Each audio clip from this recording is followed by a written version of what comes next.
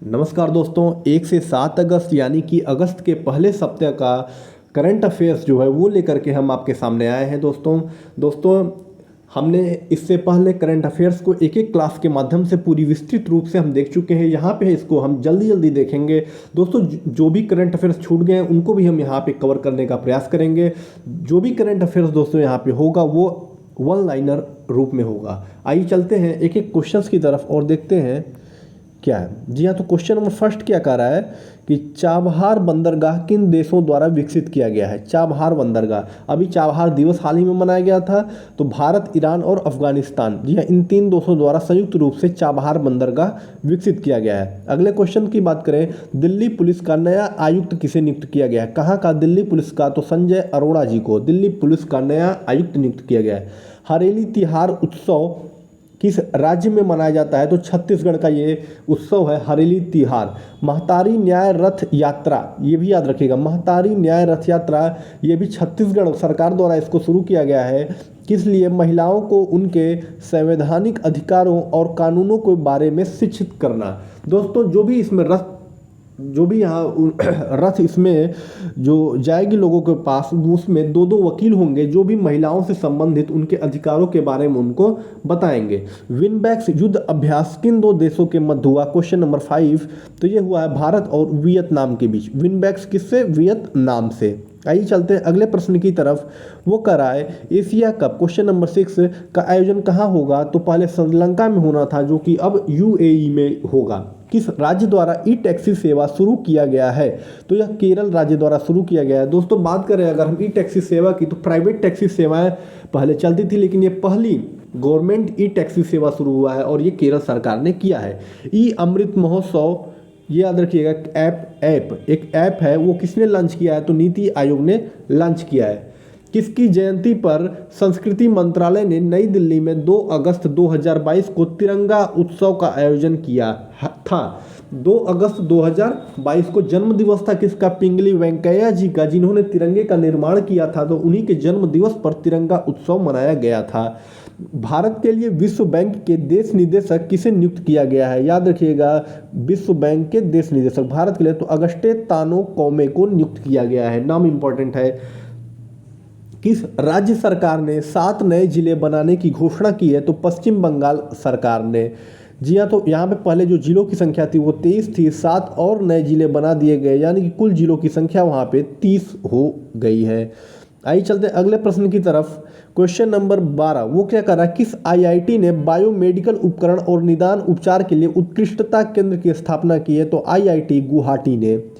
Press सूचना bureau PIB का महानिदेशक किसे नियुक्त किया गया है, सत्येंद्र प्रकाश को। नाम इंपॉर्टेंट है, याद रखिएगा, वेरी इंपॉर्टेंट क्वेश्चन है। सत्येंद्र प्रकाश को पीआईबी का निदेशक नियुक्त किया गया है। उपराष्ट्रपति ने किस राज्य के पुलिस को प्रेसिडेंट्स कलर अवार्ड दिया गया है, तो तमिलनाडु पुलिस को प्रेसिडेंट कलर्स अवार्ड दिया गया है। ये उपराष्ट्रपति वेंकैया नायडू द्वारा दिया गया है और ये इसलिए दिया गया है, पुलिसों की असराहनीय कार्य के लिए दिया जाता है। दोस्तों तमिलनाडु में महिला पुलिस बलों की बात करें तो ये पूरे राज्यों की अपेक्षा ये दूसरे नंबर पे है और महिला पुलिस थानों में नंबर 1 पे है अन्य राज्यों की अपेक्षा। क्वेश्चन नंबर 15 की बात करें अगर हम, भारत और मालदीव को कितने करोड़ अमेरिकी डॉलर का कर्ज दिया। भारत ने मालदीव के राष्ट्रपति अभी भारत दौरे पर आए थे और भारत ने 10 करोड़ अमेरिकी डॉलर का कर्ज दिया है, जो भी वहाँ पे कार्य योजनाएं चल रही हैं उनको पूरा करने के लिए। भारतीय सम्मान 2021 के लिए किसे सम्मानित किया गया है, इंपॉर्टेंट क्वेश्चन है एकदम।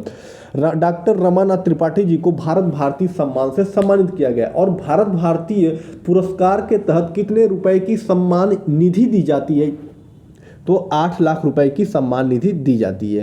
हिंदी गौरव सम्मान से किसे सम्मानित किया गया, डॉक्टर गिरिराज शरण जी को हिंदी गौरव सम्मान दिया गया। भारत भारती डॉक्टर रमानाथ त्रिपाठी को। आइए चलते हैं क्वेश्चन नंबर 19 की तरफ।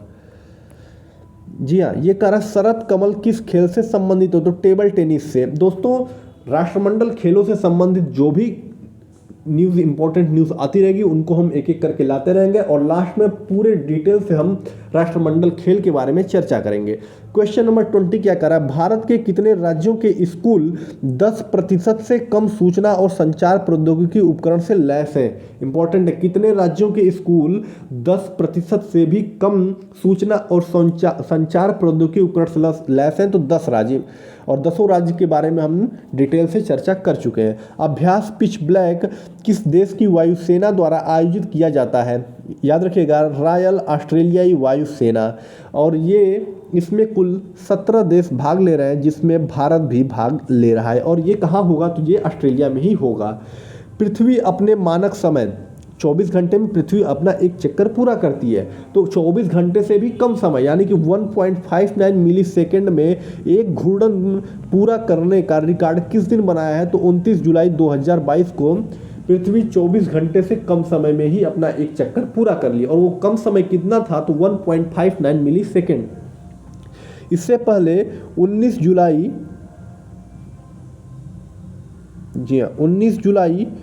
2020 को 1.47 मिली सेकेंड पहले ही पृथ्वी अपना एक घूर्णन पूरा कर लिया था।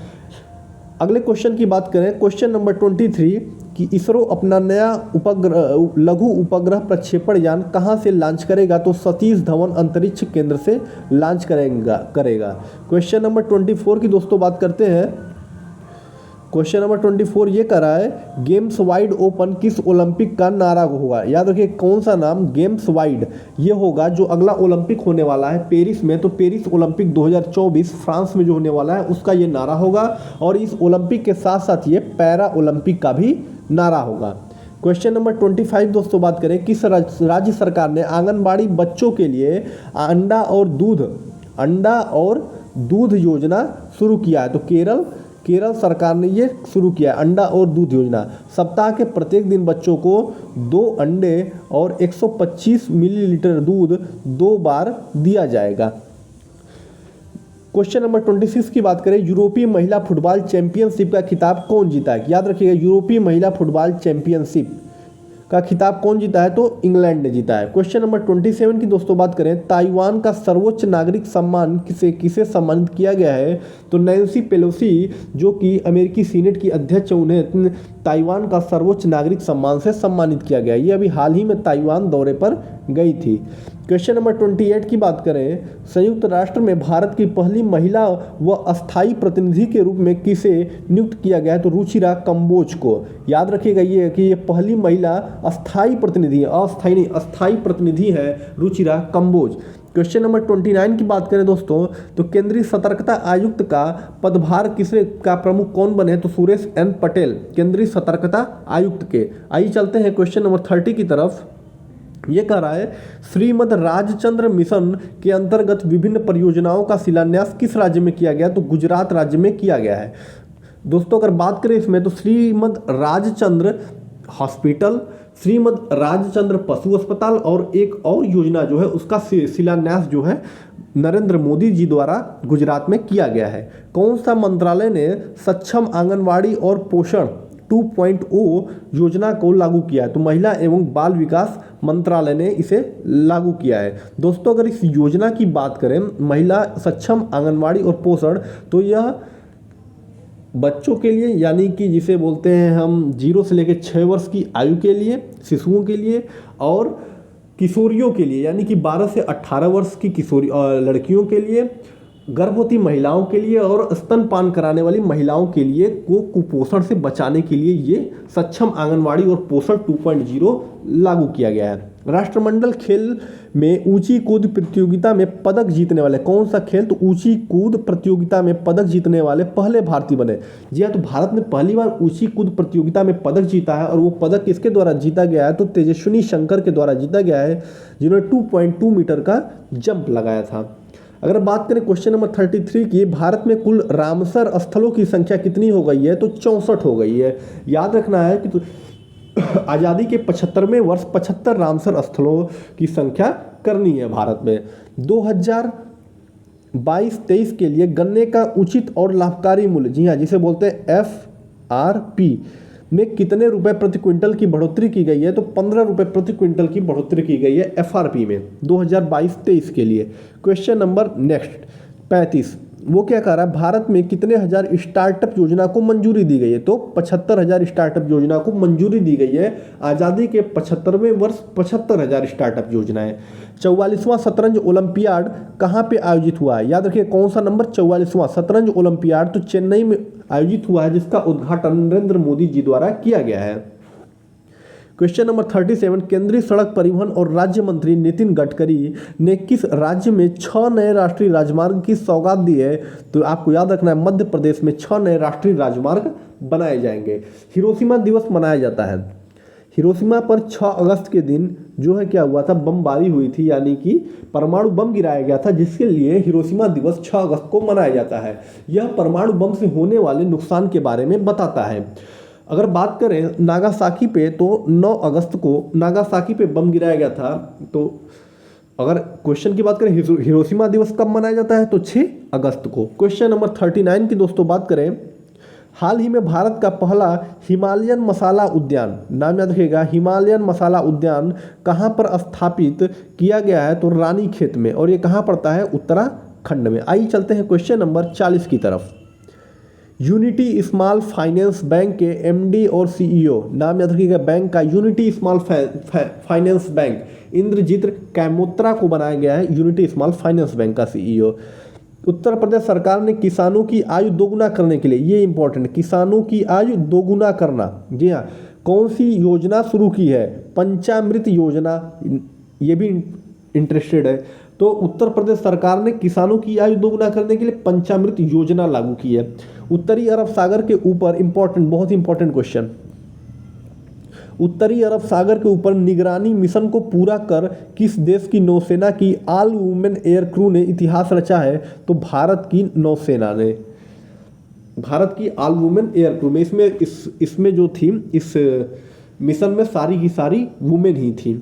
हाल ही में फॉर्च्यून ग्लोबल 500 की लिस्ट जारी की गई है। फॉर्च्यून ग्लोबल 500 2022 में लगातार 9वें साल कौन सी कंपनी शीर्ष पर रही है? तो वो वॉलमार्ट रही है। लगातार 9वें साल वो टॉप पर बनी हुई है फॉर्च्यून ग्लोबल की लिस्ट में। क्वेश्चन नंबर 44 की बात करते हैं दोस्तों, तो कह रहा है हाल ही में भारत के 49वें न्यायाधीश के रूप में कौन पदभार ग्रहण करेंगे? तो उदित उमेश ललित, इन्हें बोला जाएगा जस्टिस यू ललित, जो है 49वें न्यायाधीश के रूप में पदभार ग्रहण करेंगे। 26 अगस्त को दोस्तों वर्तमान सीजेआई का, जी हाँ, एमवी रमणा का कार्यकाल समाप्त हो रहा है। तो 27 अगस्त को 49वें न्यायाधीश के रूप में जस्टिस यू ललित पदभार ग्रहण करेंगे। अमेरिकी सीनेट में किन 2 देशों को नाटो में शामिल होने के प्रस्ताव को मंजूरी दी गई है? याद रखिएगा किसमें नाटो में शामिल होने के लिए? स्वीडन और फिनलैंड को। अभी हाल ही में यूक्रेन को नाटो में शामिल होने के लिए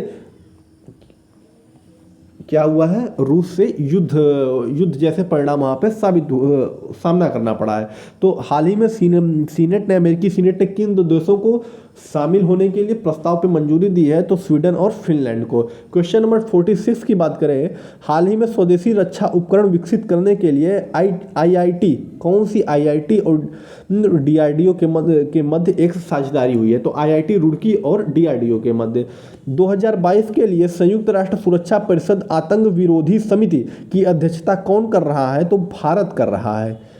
क्वेश्चन नंबर 48 की बात करें, भारत और किन देश की सेना के बीच युद्ध अभ्यास, इसका नाम ही है दोस्तों युद्ध अभ्यास नामक अभ्यास आयोजित किया जाएगा? तो भारत और अमेरिका की सेना के मध्य। विश्व का सबसे बड़ा, इंपॉर्टेंट क्वेश्चन, विश्व का सबसे बड़ा तैरता हुआ सौर ऊर्जा संयंत्र कहाँ बनाया जाएगा? तो ये मध्य प्रदेश में विश्व का सबसे बड़ा तैरता हुआ सौर ऊर्जा संयंत्र।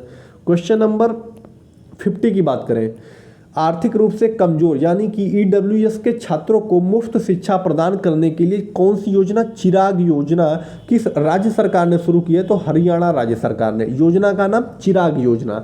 भारत का पहला वायुसेना विरासत केंद्र कहाँ बनाया जाएगा? चंडीगढ़ में। कौन सा वायुसेना विरासत केंद्र? गाय गोद लेने वाली पुण्य कोटि दत्तू योजना, योजना का नाम रखिएगा। पुण्य कोटि दत्तू योजना शुरू करने वाला पहला राज्य कौन बना है? कर्नाटक। जी हाँ, तो यहाँ पे क्या होगा, गायों को गोद लिया जाएगा। Do different the untold story नामक पुस्तक किसने लिखा है? तो ये दो लोगों ने, जय भट्टाचार्य और अमित सिन्हा ने लिखा है। दुनिया का पहला तंबाकू निरोधी बिल किस देश में प्रस्तुत किया गया? दोस्तों इंपॉर्टेंट, ये भी बहुत सारे क्वेश्चन इंपॉर्टेंट है, कुछ ज़्यादा इंपॉर्टेंट है। ये है न्यूजीलैंड। न्यूजीलैंड में पहला तंबाकू निरोधी बिल वहाँ की संसद में प्रस्तुत किया गया है। आइए चलते हैं आज के आखिरी पेज पे।